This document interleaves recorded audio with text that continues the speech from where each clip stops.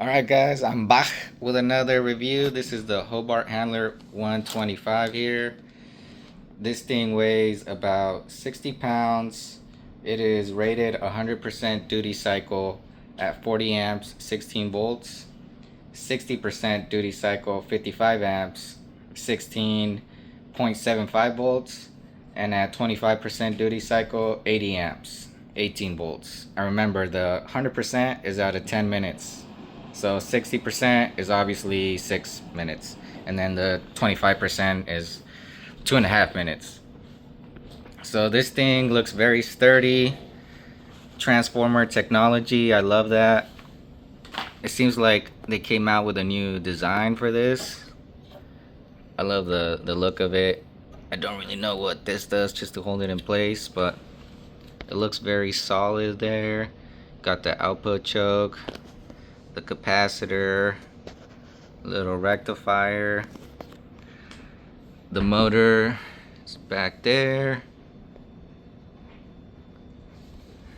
And a little board right here.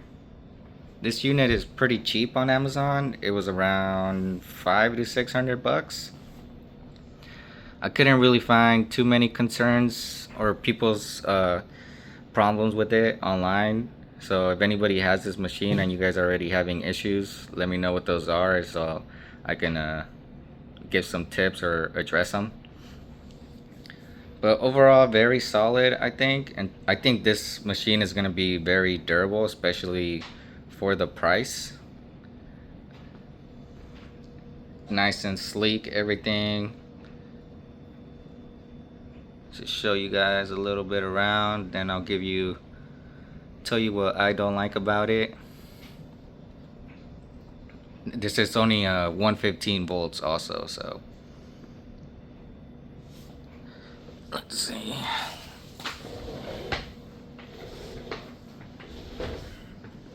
Alright, got that gun there. And basically that gun is going to start off with what I don't like about it. It's kind of cheap, but I mean, you kind of comes with the territory of the price.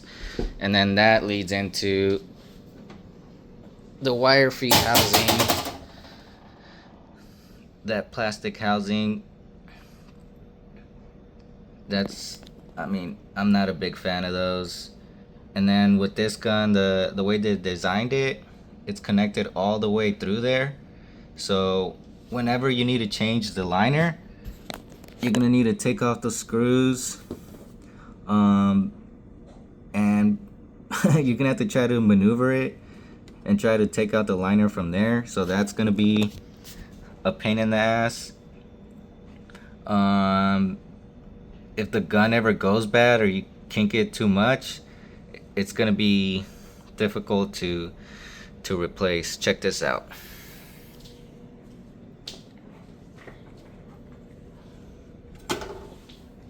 So it comes over here.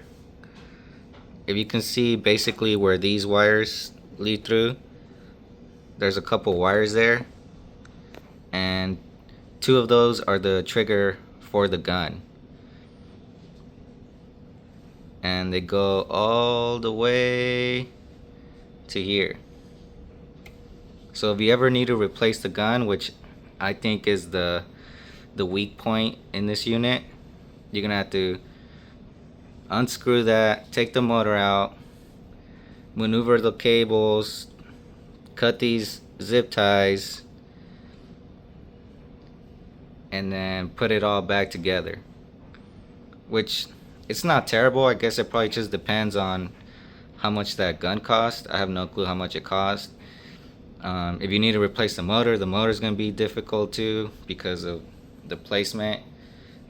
I didn't like how they put the rectifier right in front of it, and the capacitor is super close to that top panel. Most of the machines I see, there's like somewhere here in the bottom or whatever, but I didn't like the placement of that. I get the gun thing, I guess. Maybe doing it that way makes it cheaper. I don't really have a clue.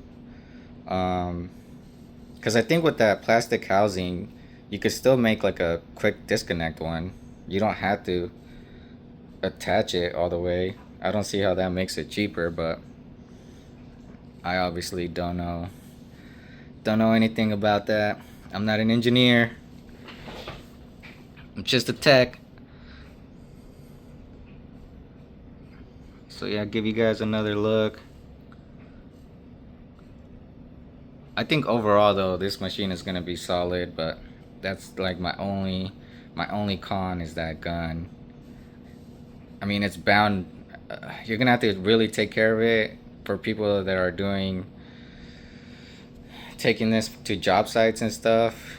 I can see that being an issue. And then if you guys take it to get repaired, the labor on just getting the gun fixed or replaced is gonna be, I mean, it might be like 3/4 of the price of this unit, because everything, like at the shop that uh that I was working at, it was 165 an hour. So, and this unit cost $500.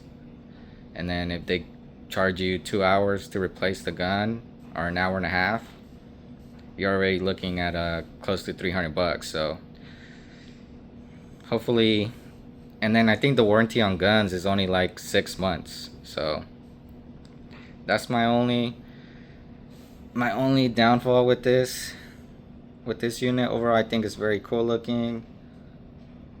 From the inside, it doesn't seem like a cheap machine, you know? It reminds me of the 212 auto set. Way smaller board though. Even though that one doesn't have the rectifier like this new design. I mainly seen that on like bigger units.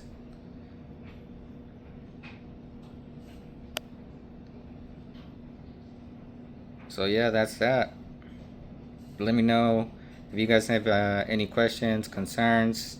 I'll try to get to all of them. Catch you guys later.